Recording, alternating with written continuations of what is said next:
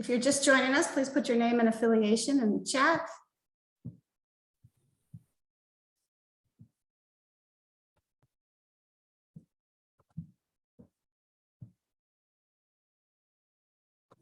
Great, welcome everybody. Some new faces, some old faces, or faces that aren't old, but familiar faces.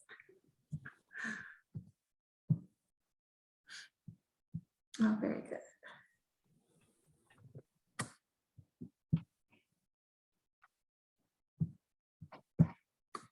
Hey, Jim, you want to start us off telling us about the agenda for today?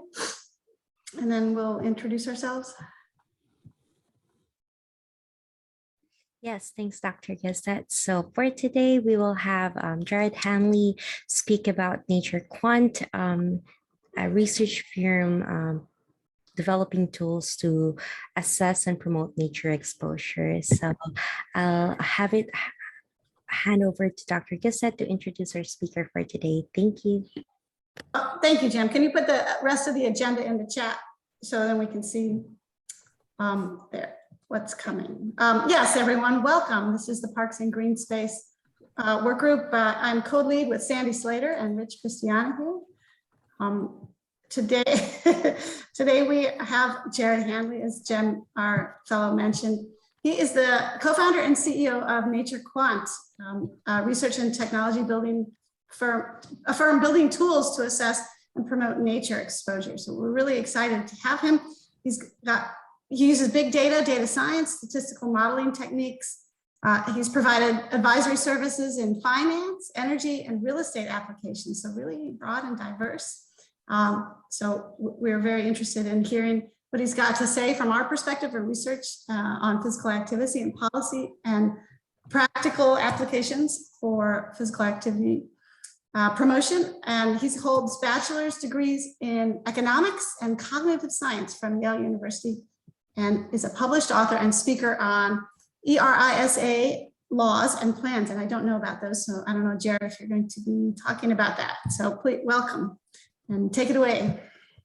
Great, thank you. Excited to be here. And I did see some familiar names, so hello everyone. And I guess you listened to some of the same talk again, but so I'm going to pull up a few slides and kind of walk through a high level of what we're doing, and then hopefully leave a little time on the back end for Q&A.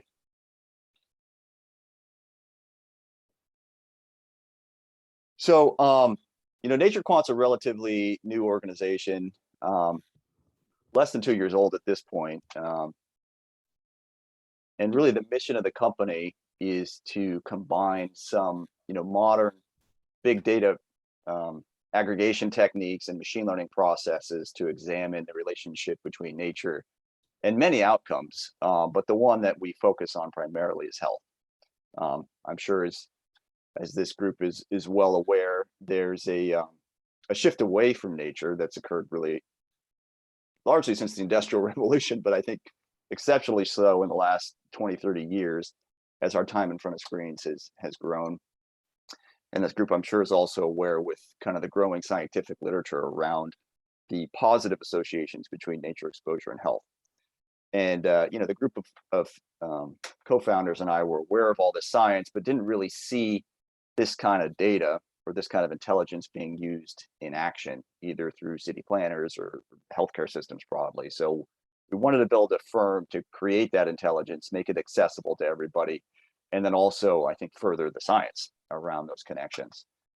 I will speak to one study, which I think is kind of distills what, more than anything, I think, started the impetus to grow this company. And this is a meta study that just looked at, I think they ended up using 8 or 9 separate studies that examined proximity to green based on your residence and all-cause mortality.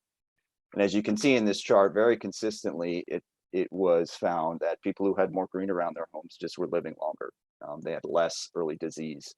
And we wanted to replicate this with our big data models and also to optimize this, i.e. figure out what elements of that green or what lack of human modification seem to be most tightly associated with improved health outcomes, i.e. longevity. And really parse apart all of these various pathways by which nature exposure may be bestowing these positive health outcomes. there's a lot of theories out there, and I don't think anyone really knows what's causing these associations distinctly. I mean, I'm sure it's a myriad of things, but I think with our data systems, we will be able to start parsing apart each of these specific elements, particularly as we start tracking individuals' biomarkers going forward. And we know the sub-elements of nature that they're exposed to, i.e. the trees, the parks, the water, even maybe species level elements of green. And the other thing I'll mention, and I think this is kind of core to our mission, and I think probably kind of in the background, a lot of what this group does at large, is we felt like once we educate and emphasize the connections between nature and health, that'll further stimulate green space preservation and create a virtuous cycle of more green for improved public health broadly. Okay, so I mean, that's a little bit of background, but maybe let me jump into the exact products that we've created. And the first is called NatureScore. And what NatureScore is the ability to score the quantity and quality, and I'll define what quality is in a second, of nature for any static location. So that's a single point, like a lat long or a polygon. So if you take, say, an individual's house, we can then draw a radius around that location and examine all of the natural elements and human modifications within that radius.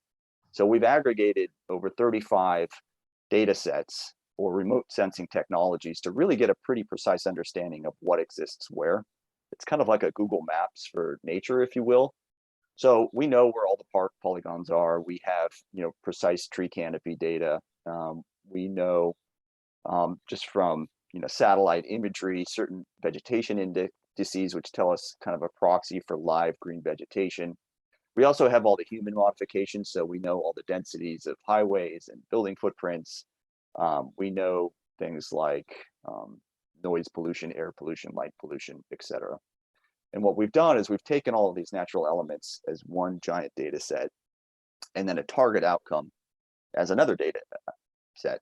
Primarily those outcomes are health. So say we have a data set of individuals, we know where they live, and we know the prevalence of cancer rates among them, for example.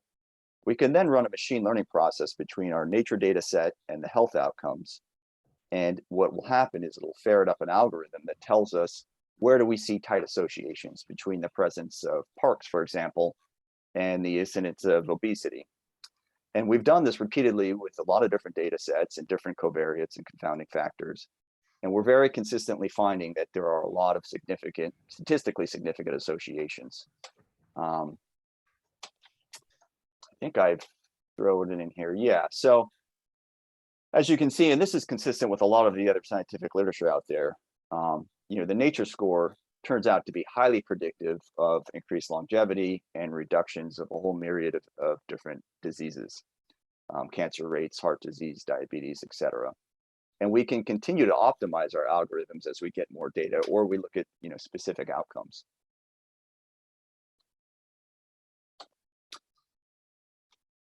The other thing we've done with our data is, once we optimize our algorithm for longevity, which is kind of the main target that we've used our machine learning process to identify, is create heat maps to understand, okay, we've now identified which elements are important for longevity. Where do those elements exist and not exist, to help city planners examine how the nature within a city might be influencing that public health, and then provide, relative scores so they can see where they may want to focus their efforts. So the communities that are most nature deficient in terms of health supporting natural elements. We've also done this at more of a national scale, looking at things like census blocks or census tracts, and compared it to other socioeconomic factors to examine environmental justice broadly. In fact, we have a paper that's in peer review right now with Harvard examining nature access as defined by our NatureScore and various socioeconomic factors. Of course, we can compare our NatureScore to other things like air quality, proximity to traffic. Urban heat islands has been an interesting target. Really, if you give us any target outcome that you want to see is associated with natural elements, crime, for example, we can run the machine learning process and it'll tell us if there are elements that seem to influence it. Do trees influence asthma rates, for example? or living near a park reduce obesity. So it's kind of a dynamic system. The score that you'll see most often published is optimized for longevity, but for research purposes, we're excited about using this process to examine various other sub-elements. These are just some results in terms of comparing our nature scores to socioeconomic factors, and as you can see, there's pretty dramatic discrepancies in terms of who has access to nature and who doesn't, as it pertains to things like income levels or education levels. So the one last thing I'm going to talk about, this again is our nature score as it pertains to longevity. As everything gets distilled down, you end up with a regression line, or basically a line visually representing the association. And as you can see, as the nature score increases, life expectancy increases. And we've thrown all different types of covariates and confounding factors into this model, and we consistently find these types of associations where our nature score, when optimized, can be highly predictive of life expectancy for that location. The other thing that I think is important to point out is that this curve is quite steep in nature deficient areas. So adding even a small amount of nature to urban areas typically that have no nature access can have a dramatic improvement in life expectancy. Whereas in the nature rich communities, you don't see as much change. So the other thing we're doing now is trying to create forecasting models where we can go to a city or a nonprofit and say, if you plant 100 trees in this location, here's the expected change in public health, so that we can use this as a tool to design action in the most optimal way. Okay, so that's nature score, which again is scoring a static location. But we just launched, and this is really what I'm most excited about, is our mobile application. So if you think about, if we've mapped all the nature within the United States, which is what we've done so far, and then how an individual moves about throughout the course of their week, for example, and then you know what they're exposed to, and you can really get a proxy for their nature exposure. So it may be great if you live 100 meters from a park, but if you never leave your house, it's really hard to understand how much influence that park may be having. But if we can track an individual, we know how often they visit that park, how many visits per week, how much time they spend in the park in any given week, or even as they move about, say they're not even in a park, but they're walking along a city street that has nice big trees, or they go walk along a river. We can now monitor all of that exposure and examine what type of behavior seems to be most influential on health. And that's what NatureDose does. So it's essentially an automated nature prescription where you set a goal, kind of like a 10,000 step goal, but in this case, it's for time outside, exposed to nature, and you monitor your progress towards that goal. So we are now in a few clinical trials with this technology to see the kind of impact using this nature prescription tool can have. But I think also for research, we would like to use it to understand what kind of behaviors do we want to promote. How much time do you need to spend in the park? Is it better to simply go sit on a beach rather than go walk in a forest? Those kinds of sub elements we can monitor. And then the other thing we can do with this kind of data is if we can pair this with a smartwatch or any other biometrics or say even mental health data that we're collecting, we can really understand, okay, the day the person went to the park, they slept better, their blood pressure went down, their mood improved. Those kinds of very specific cause and effects we should be able to identify now with hard data. And so that's, from a research perspective, something that we're really excited about. The other thing I wanted to point out quickly about NatureDose is when you're outside, it reverts back to that nature score I mentioned. It looks at kind of the nature elements you're around. We do have all the park polygons, so we also know if you've gone specifically into a park or wilderness area. But we also simply monitor time outside. So one thing that the technology does is it tries to determine how often you simply are outdoors versus indoors as kind of a baseline for nature exposure. Because one question that we had in our minds is how much of the exposure has to be around quote unquote nature versus simply getting in sunlight, getting around various temperatures, or maybe simply getting more activity because you're outside moving about and theoretically off screens. So the other sub element that this app can create is simply indoor outdoor time, which we think is critical to monitor as well as nature exposure. There are some other studies out there. One actually, was just published a couple of weeks ago, demonstrating the impact of nature prescriptions. I think this group might be familiar with the Park Prescription Program here in the U.S. that we're in discussions with about partnering with. We want to create this kind of interventional tool, but have it be fully scalable. So you don't even need a doctor to prescribe it. Anyone who feels like they want to manage their well-being and they want an app to help them do that, NatureDose is available. I will say we are in a bunch of clinical trials. We don't have anything to report yet. The app's very new, but we are doing things like giving people smart watches and then monitoring all their biomarkers over time and comparing that to their time outside. We have a couple studies where we're actually just monitoring mental states. So particularly for people who are distressed, depressed, or have a history of self-harm, seeing if nature interventions can counteract the mental distress. And then we partnered with a group out of the University of Oregon. We are also partly owned by the University of Oregon that has a research app called EARS, which allows you to kind of effortlessly assess individuals' behaviors and mental states. So it kind of looks at how they're interacting with their phone, the sentiment of the language they're typing into their phone, how often are they talking or texting with people, how well are they sleeping, how many steps are they getting, and through a research platform that's been IRB approved, and it's fairly seamless. And so you can use that and pair it with our NatureDose technology and get really deep intelligence around nature exposure and health outcomes. Okay, so that was pretty quick. I wanted to leave a little time for Q&A on the back end, so maybe I'll just throw it to the floor. Oh, that was really interesting, Jared. Thank you so much. That's amazing. I'm sure there's lots of questions. So feel free to unmute or put something in the chat. Terry, did you want to ask something?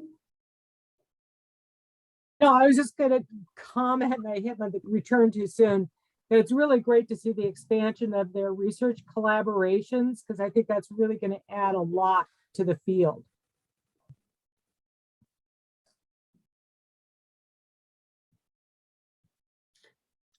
So if someone wanted to work with you or to use this, so personally, I guess you could search in our Play Store or whatever for NatureDose. But like if we wanted to you partner with you on a research project, what? Yeah. So there's various ways to do that. I mean, the app is in the the iOS and Android stores now, and it's free. So I mean, you actually could just say, say you have a group of students or whoever your subjects are, just download the app, have them, you collect, surveys around mental states or, biomarker data. And as long as you give us attribution, you're just welcome to go off and do that on your own for, completely without our involvement. If you want more detailed data, say you want to understand how often someone visited a park and for what length of time, obviously then we need to go through the IRB process and provide NatureDose with, kind of through a research platform. The nature score data, if you're just interested in proximity to nature based on where people live, that's very easy for us to generate in a customized way and just deliver it as, data files. So that's pretty quick to do as well. I'm not our chief science officer. One of our co-founders is a professor at the University of Oregon, and he manages all our research. So he would be the guy to talk to. But at this point, we've had our NatureDose app and our nature score data in several studies. So I think most of that is pretty seamless. We have all the boilerplate language necessary.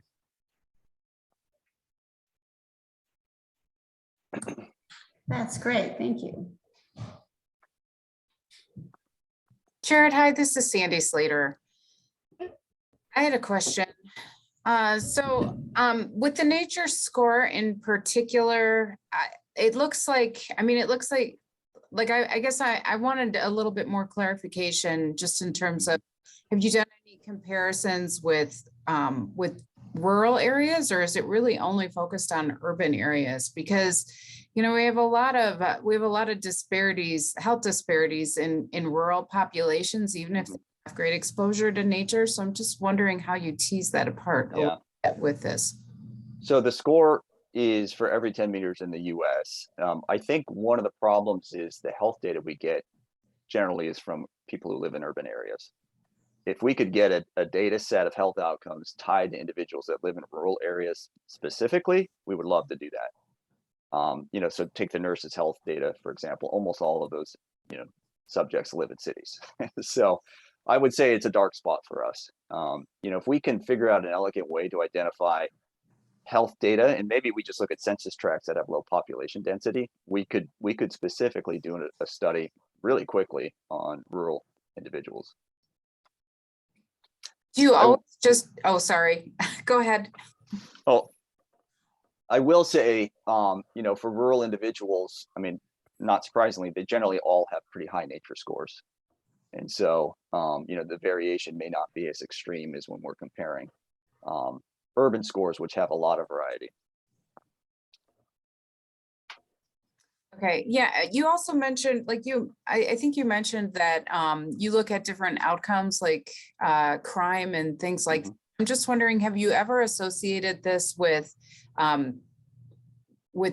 more environmental measures, like, or social environment measures instead of just individual health measures?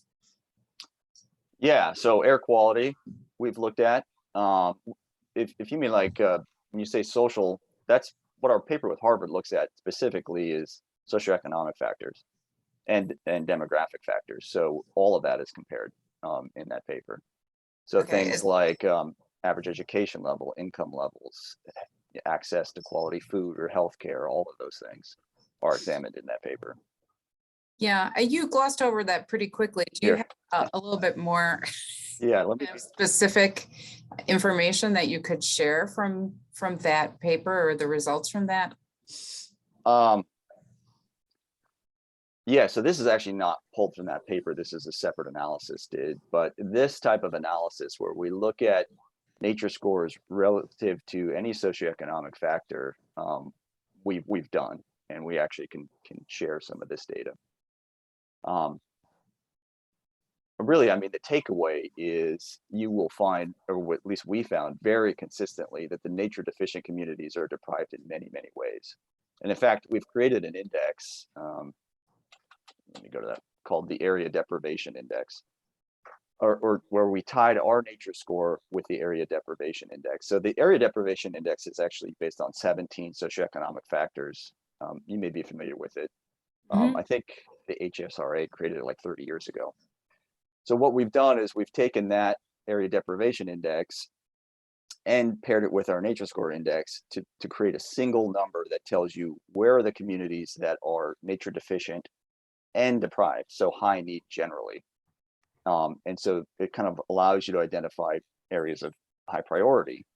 So, you know, we may find a community that's nature deficient, but very affluent and has a lot of resources, and they tend to be healthier, right? So you don't see such an extreme variation. But with the NPI, you can find communities that are nature deficient and deprived broadly with a single index. And so all of the socioeconomic data we have in our data set, and we can run our nature scores against it instantaneously.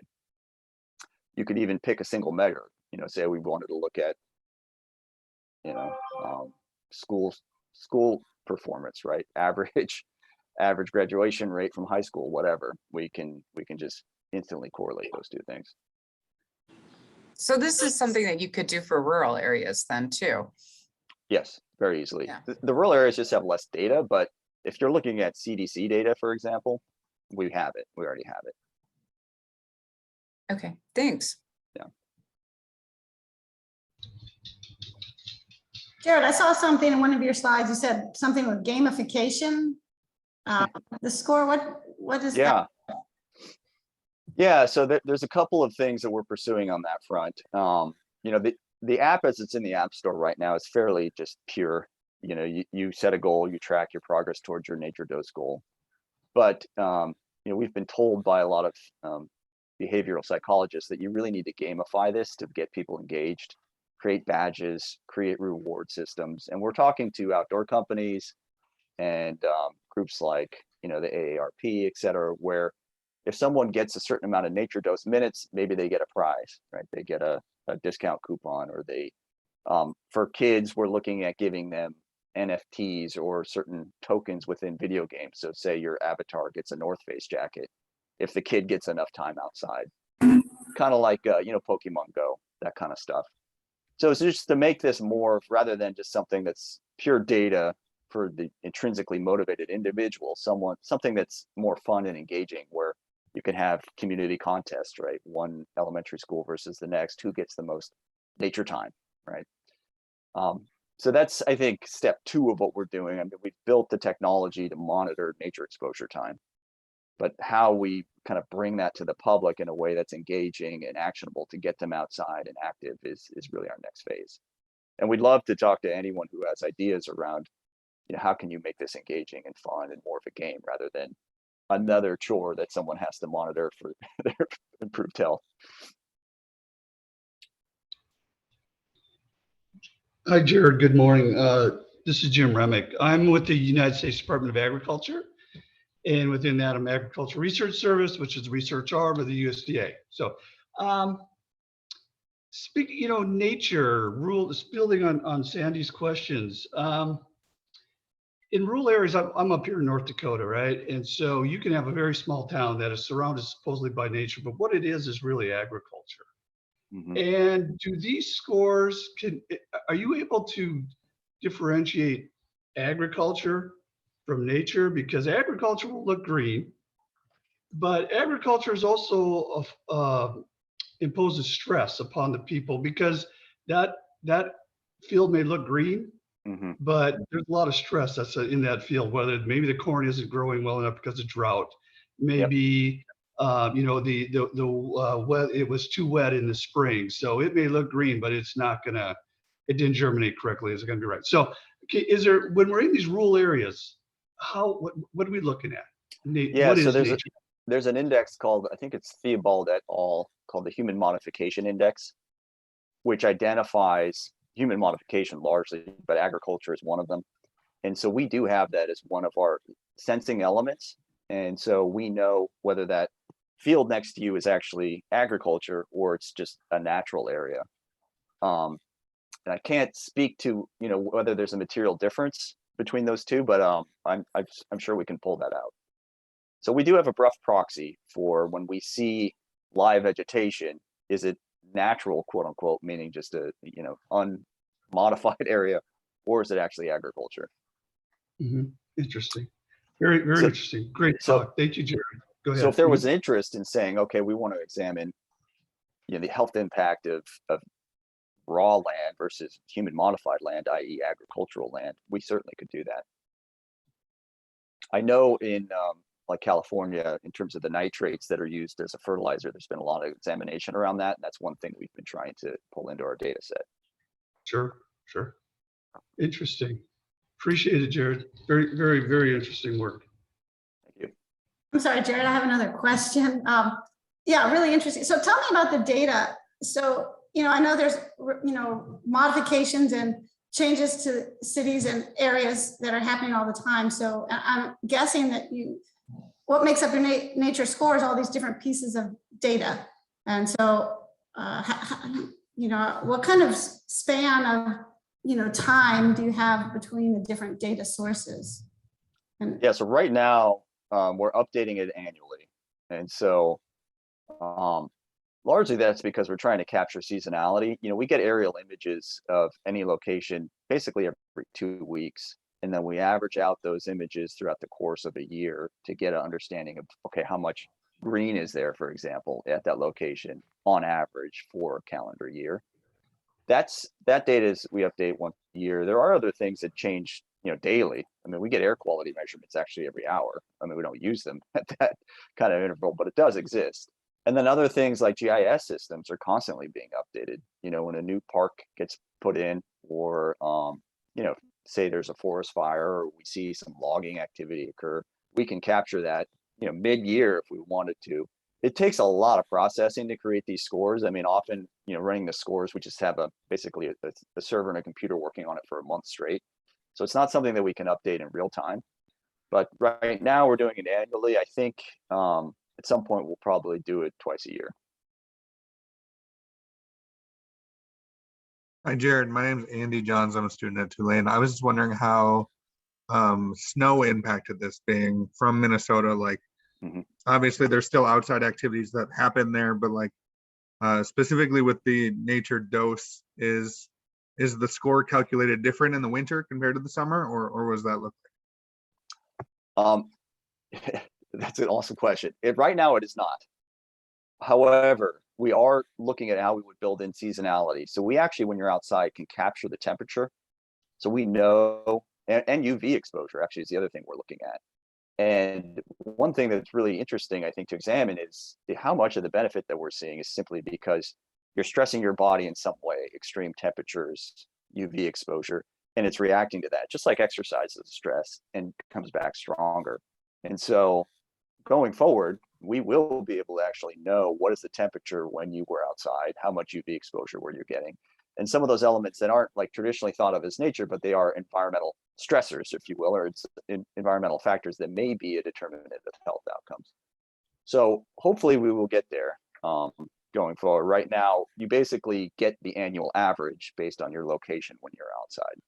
So if it's snowy or hot, you're getting the same nature dose credit for any location. awesome? Thank you. Yeah. I will say, as it pertains to snow, that's one thing we've struggled with. I had there's people who live in areas that are snowy all the time, and we have found that their nature scores tend to be a little bit lower, and they complain about that. But that's one of the things we're trying to study is, if you are in an area where it's cold frequently and the ground is covered with snow, how does that impact your nature score? How does that impact the correlation between the nature elements we're observing and the health outcomes? And so that kind of data we can ferret out, not through the app, but definitely through research. So, Jared, so I just looked at my nature score for my house here, and it's a 98.1. So it's a nature utopia. I do live in the mountains, so that does make sense, and I live in a rural area. But I can't access a whole lot of nature directly from my house without getting into a car and going somewhere to really even just go for a walk. I can't actually even easily go for a walk down my street or anything. Yeah.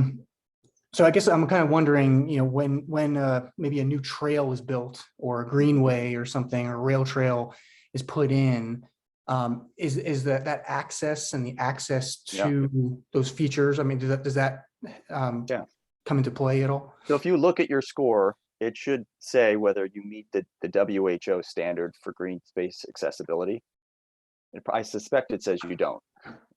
So one thing we examine is, based on the location you give us, we look at, so the World Health Organization has this recommended access. I think it's within 300 meters of your location, you should be able to access a park of, is it 40 hectares? Something like that. And so we actually do measure that as one of the elements that goes into our algorithm, like how far are you from a park or a trail system of any kind? And so that is taken into consideration. So even though you're probably, it sounds like, in a very nature-rich area, so even without getting the bump for having access to a park, you still have a high score. But you'll see within urban areas, having access to a park or being within a certain radius of a park does influence the scores materially. So we are capturing that to some extent.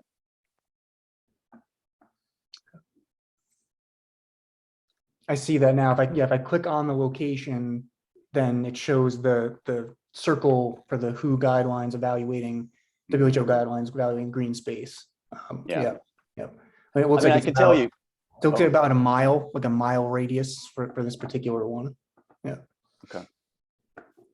Yeah, I mean, that's one of the things that our technology allows us to do right now, is say, how important is it to have access to a park versus just having like a lot of big trees in front of my house? We can ferret out those two elements of nature and study which is more influential on the health of that population. And so that's the kind of work that we love to do. Thank you. Jared, hi, it's Sandy again. I have another follow-up question because this just got me thinking about some limitations that you might have with this data, like building on what Rich said.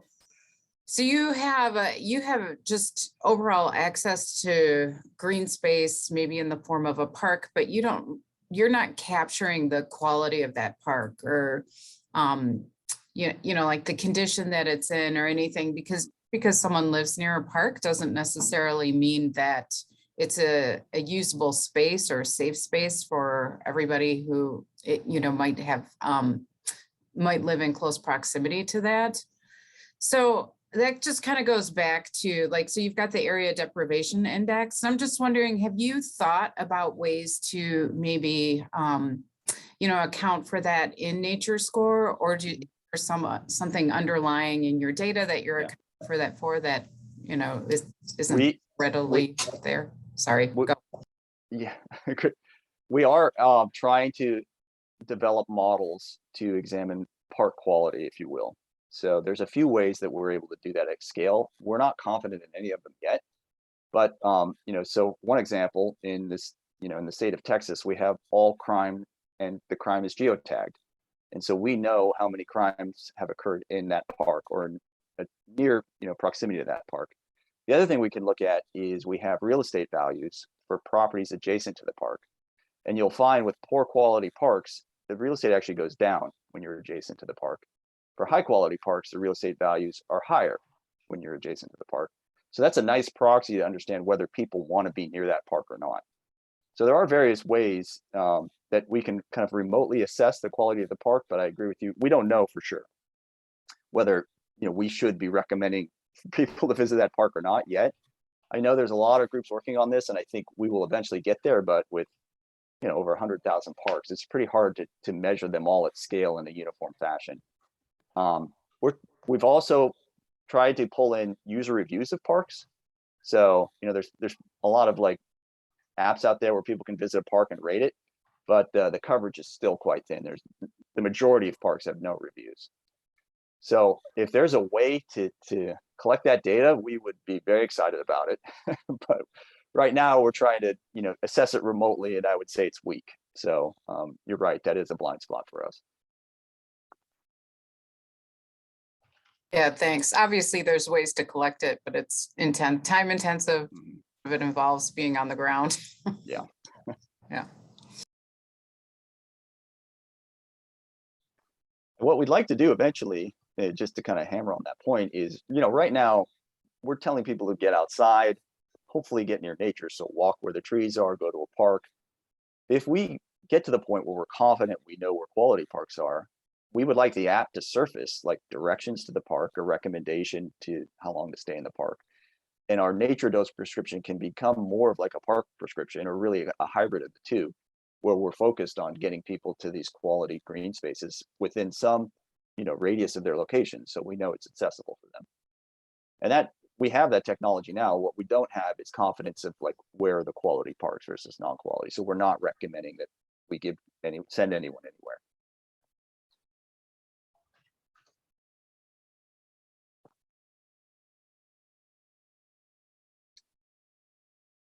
All right. Any other questions?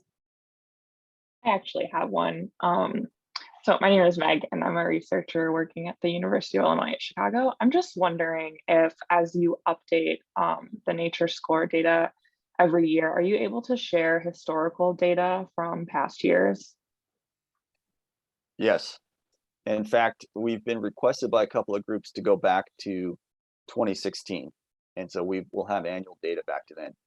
We can't go prior to that just because the quality of the data was so poor, particularly the satellite imagery was so coarse that it was basically useless.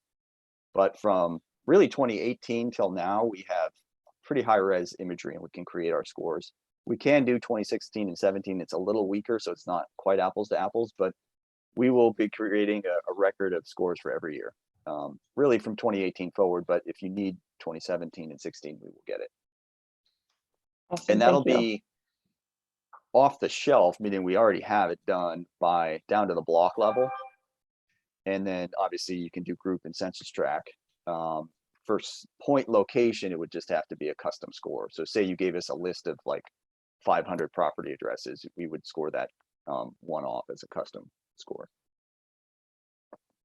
Thanks.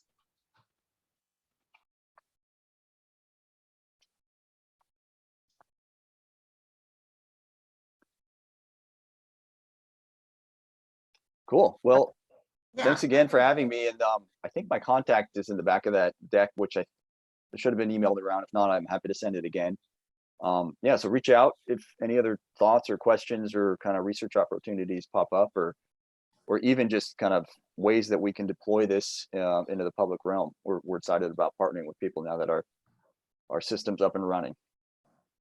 Thank you so much, Jared. Let's give him a virtual thank you. So thank you very much for a very interesting presentation.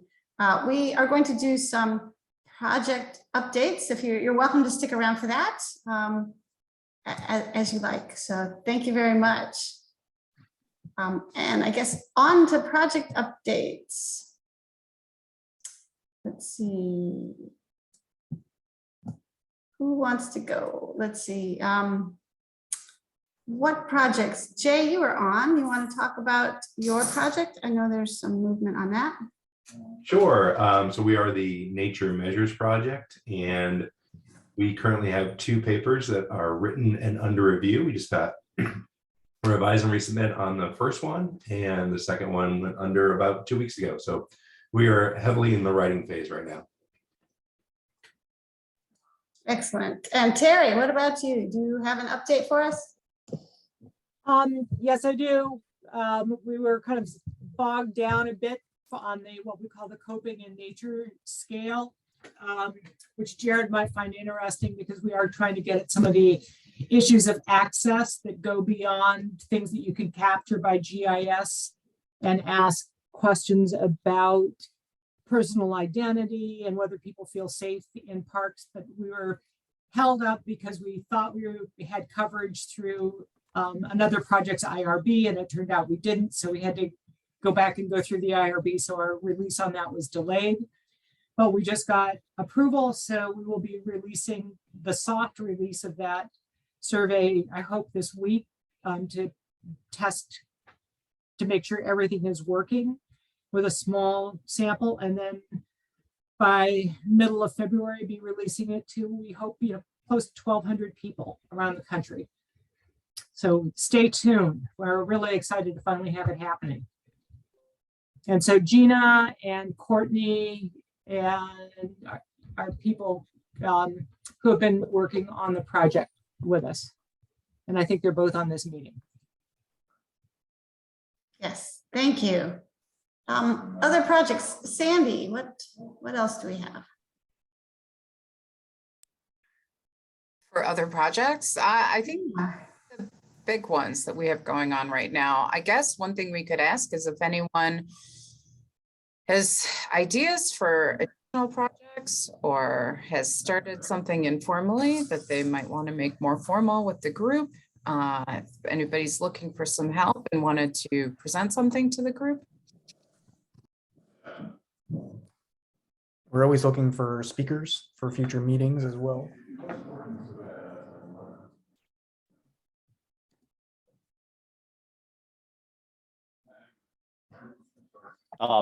I know I'm not formally a member of this group, but I wanted to throw an idea out there. The recent executive order that Biden signed around environmental justice includes creating an environmental justice scorecard. And one thing that I found is lacking in that scorecard, or at least those systems historically, is a comprehensive measurement for nature. We would like to provide that, potentially even for free, if society at large thinks that would be of value. So if anyone wants to talk to us about how to get that done, we would be all ears. We certainly don't have any political savvy in our group. So I'll just throw that out there as a potential idea. So Jared, would you want people to reach out directly to you then, if that's something they're interested in? Yeah, I mean, we have emailed, there's a working group created to design the environmental justice scorecard, and just suggested that nature become a component of that broadly. But beyond that, we haven't done anything.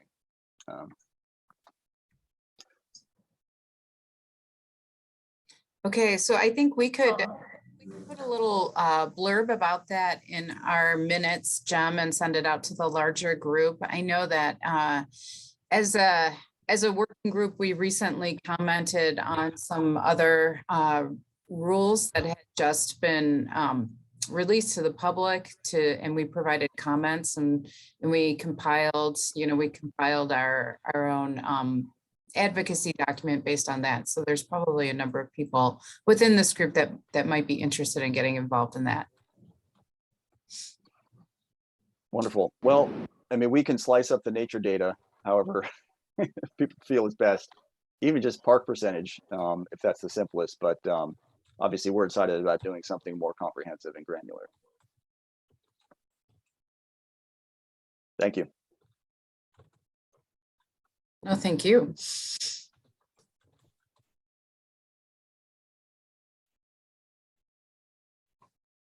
Didn't we have a survey getting going with GP Red, Robbie, and I think a number of us on this call were working on that, and then I don't know what happened. Just, I guess no one does. All right, we'll put that to further look into that. Yeah, I'm not sure if it's actually been sent out yet. I know that there was maybe something that went awry with the mailing list or something on one of our calls, Jeanette. So yeah, we do need to follow up on that. Okay.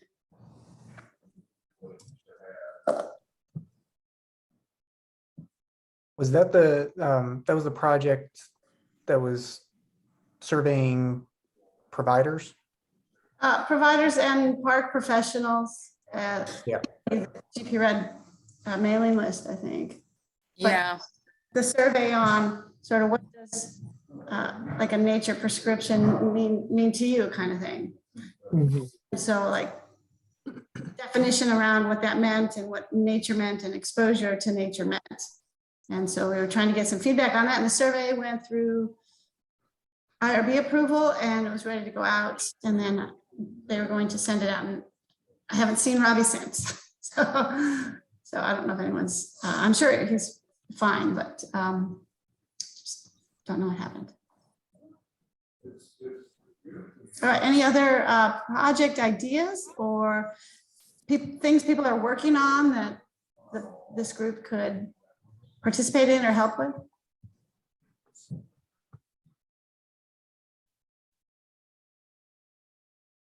I'll mention for those who are in the Chicago region,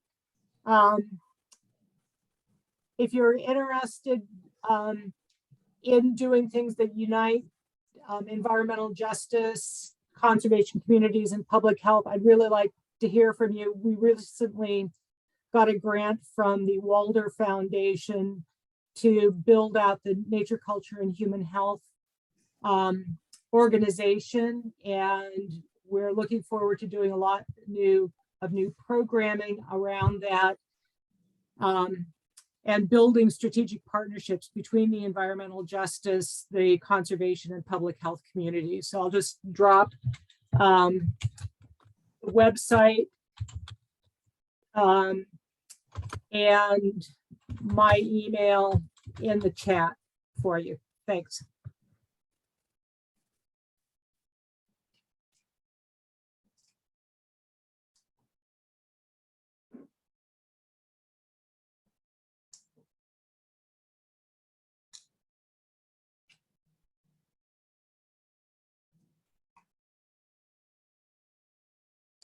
I guess I have another little thing. I've been working with a group here at Appalachian State University, just in case anybody has any experience or maybe knows someone else who's maybe done some work more in a college university type setting. But there's a group here that's trying to do some work around using nature and getting more access to nature and incorporating that more into the university itself and the mission of the university.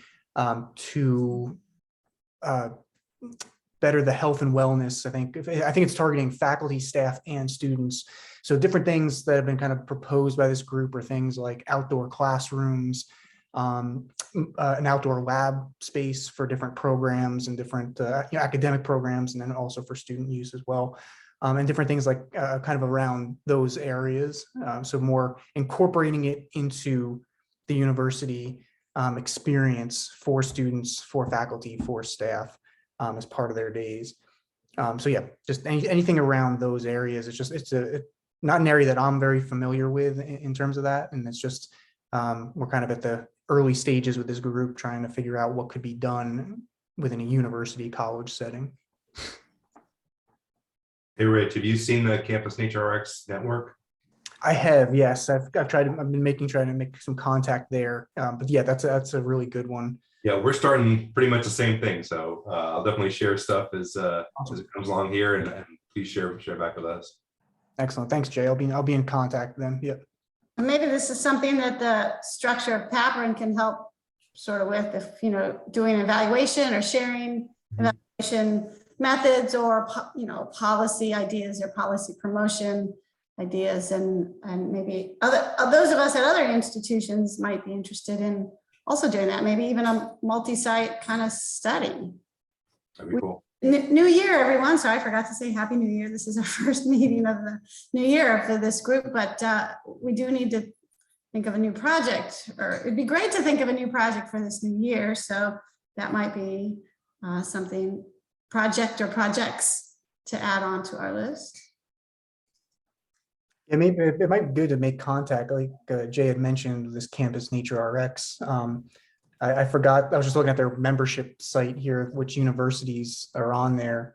So I had forgotten about that, but yeah, I don't think we have too much representation, I don't think, from these. It's Cornell, Ohio State, SUNY Geneseo, Texas Christian University, so TCU, Connecticut, Pennsylvania, and William and Mary are the member organizations, I guess. Yeah, they might be good to invite. I think it's Cornell is the organizer, so it might be a good feature speaker for the group. Yeah, that's a really good idea. Oh, that's a good idea. Yep, I'll look into that. Yeah, I'd be curious to see how they're trying to expand their membership. It seems like a long list of very elite schools there. Not a lot of diversity in campus.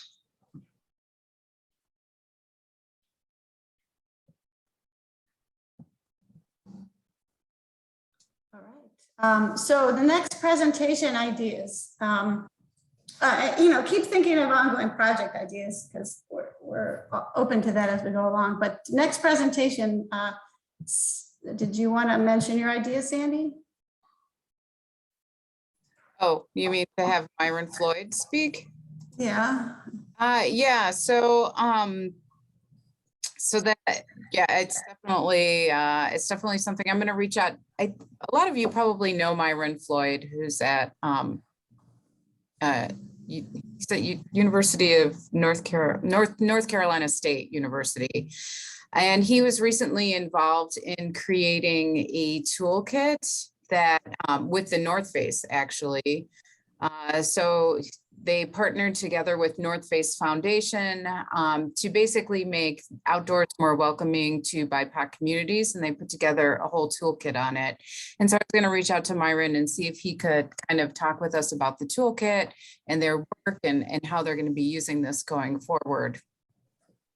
So hopefully that sounds interesting to the group. Thank you. So we can do that. And then also now the Campus Nature RX maybe would be another good presentation for the group going forward. Rich, did you mention you would reach out to those folks?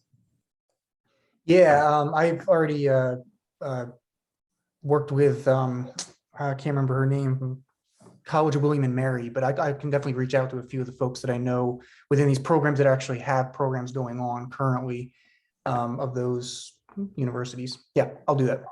No. Great, thank you. Thank you. So maybe that's next couple months. All right. I don't know, this is open mic time now. Any other ideas anybody wants to hear from speak on some kind of related topic to parks and green space, we can invite them. Anybody has an idea now, we can reach out for a future meeting.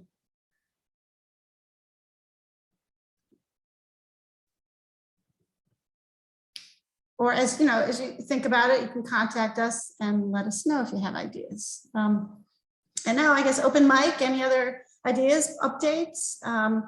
Let's see, our David, our CDC rep, couldn't make it, but I know his colleague is here. I don't know if there are any updates to share.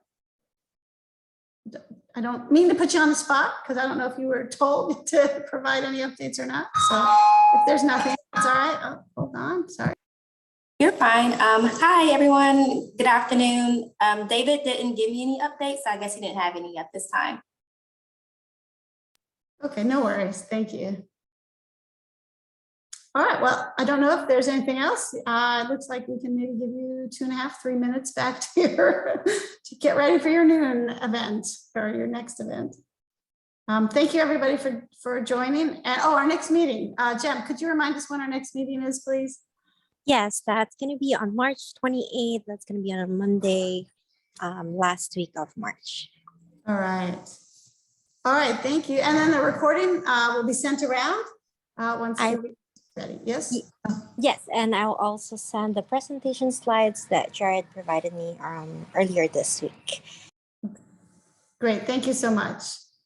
All right, Sandy, Rich, anything else? All right, thank you, guys. Thank you, everyone. Bye. Thank you.